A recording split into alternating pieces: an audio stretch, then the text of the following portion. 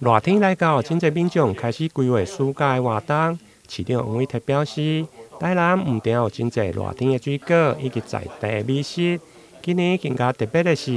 伫个市府边的广场将举办热烈的热气球嘉年华的活动，邀请民众6月21、22两天，做伙来台南感受热气球的魅力。夏天一定要来台南，为什么？因为夏天好多好吃的台南水果，像芒果啦、凤梨啦、火龙果，很多好吃的东西啊，很多台南在地的美食。但是今年的6月21、22有特别的，我们热气球嘉年华在市府旁边的西侧广场，特别欢迎大家能够来这边啊，看看热气球，看看无人机。不管你有没有买到票啊，能不能够搭乘，都是让你度过一个非常快乐夏季的一个方式，所以欢迎大家能够来参与我们的热气球嘉年华，吃文创逛文创店家，看看无人机，看看热气球，真的是非常开心的事情。市府观光旅游局表示，今年热气球的活动上大的亮点